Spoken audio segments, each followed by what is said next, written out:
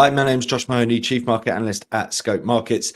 This Thursday brings the UK election on Thursday, the 4th of July. And the fact that it's sandwiched between the two votes in France really does highlight the stark contrast between what's happening in mainland Europe in terms of a push towards the far right and what's happening in the UK, where we're seeing people leaving the Conservative Party and instead voting for a more left-leaning government in the Labour Party. Now, that's not to say that we're in the same position as we were under Jeremy Corbyn, because instead we have a very centrist leader in Kier Starmer. And there's a view that we don't necessarily think we're going to see a huge amount of change, but certainly after a pretty bumpy period with the Conservatives in charge, it's time for someone else to take the reins. And certainly the expectation is that we're going to see a relatively calm and serene election, because by the polls estimates, we're looking for a massive majority for the Labour Party. Does this mean that they're going to ramp up taxes and ramp up spending?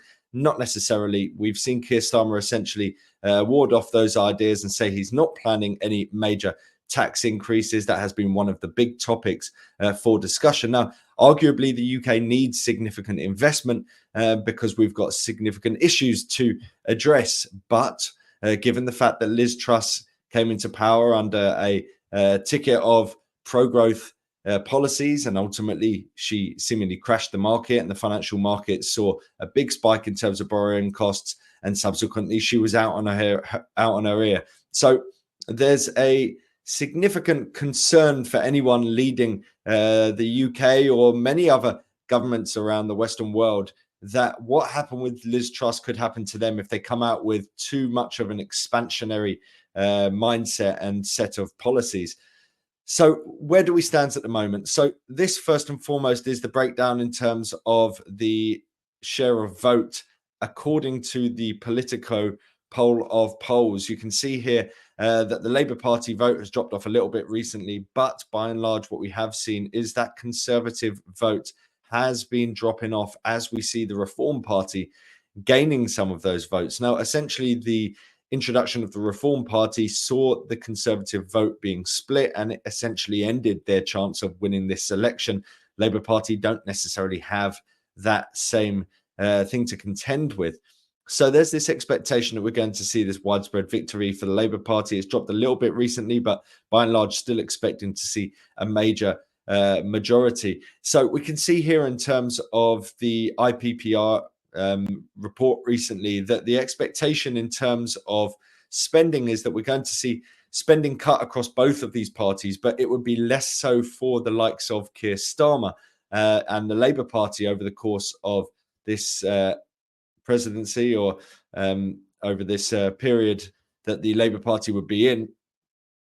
But the key thing here is whether you think that cutting back on spending is what we need in the UK. So to some extent, you're going to say, well, we've ramped up debt. We need to see the government cutting back on spending so we can start driving down that debt pile and getting a more stable financial footing for the UK. But as the flip side of it, that is that essentially the UK has a relatively slow growth trajectory, and sometimes you need the government to really lead the way and come out with expansionary measures within itself that businesses can then tag onto and encourage investment.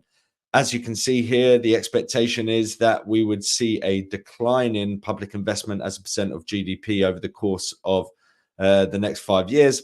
You can see in the blue exactly how things have played out for the Conservative Party, pushing it up over the course of COVID. But now we've got such significant debts to contend with. You're talking about them both seeking to cut public investment. Now, the concern about what's happening in France under the far right is that they have relatively expansionary policies that they want to enact. And so the question mark here is, when you've got a French government which already was faced with the need to drive down the amount of debt that they have, now suddenly seeing the likes of Marine Le Pen and the far right coming in and saying that they want to come out with a more expansionary set of policies, that isn't necessarily great, as we were talking about with the whole Liz Truss outlook. You know, the way that Liz Truss did it, crash the market. So are we going to see a perception that this swing to the far right in France could bring instability from a financial perspective? And on the flip side of that, does that mean that the view for the UK is greater stability? Now we're talking about the increased vote of the far right within Europe. But in the UK, we're looking for relative political stability, relative financial stability, a decline in terms of spending, and the possibility for the UK to get back onto a better footing in terms of its debt profile. So that makes the UK somewhat of a safe haven on a political side of things. The other side of things as well is house building. That is going to be a key area to be looking out for, because, of course, the likes of the Labour Party are more likely to push for an increase in terms of new house building as they seek to make it more affordable for everyone. And the fact of the matter is they don't really care as much about keeping house prices driving towards the upside, which arguably would be something that Conservatives would be interested in, and instead more interested in trying to make sure that it is affordable and attainable for all. So the idea that we're going to see an increase in house building could be good for some of the house builders. Now, this is one of the only areas that I can look to say that we could potentially see some moves, because by and large, the result of this election has, been speculated and forecast for so long that everything could be priced in, quite frankly.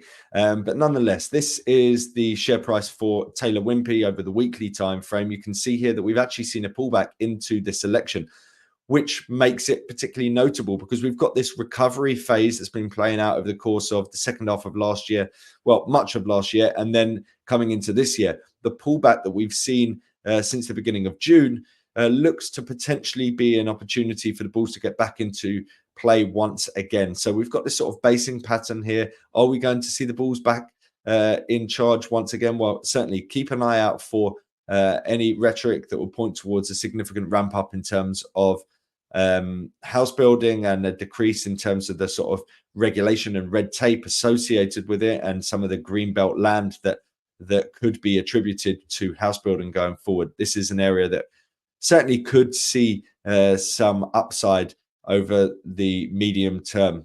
Elsewhere, I wanted to highlight what's happening in Europe. Of course, we have got concerns about the direction of travel in terms of mainland European politics, led by the French. And of course, we have the French election taking place this weekend.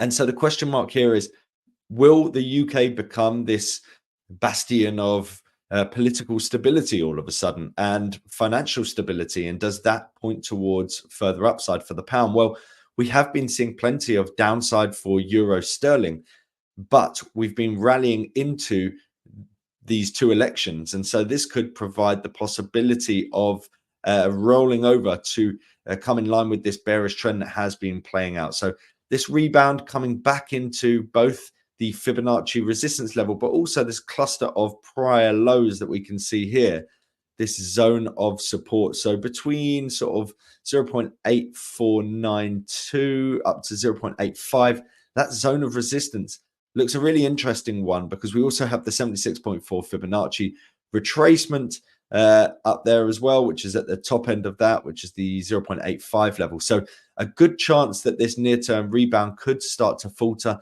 Like I've said, arguably this should be priced in, given the fact that markets are expecting a widespread victory for the Labour Party. And if that's what comes to fruition, you would say, well, why would we see major volatility? But there's two sides to the coin. We also have what's happening in France. And I think between the likely resounding victory for the Labour Party and the idea that we're going to see a relatively stable footing on a financial perspective, paired off against what's happening in France and the uncertainty that's happening over there, I think between the two of them, that points towards a strong possibility that we see this near-term rally starting to falter once again for euro sterling.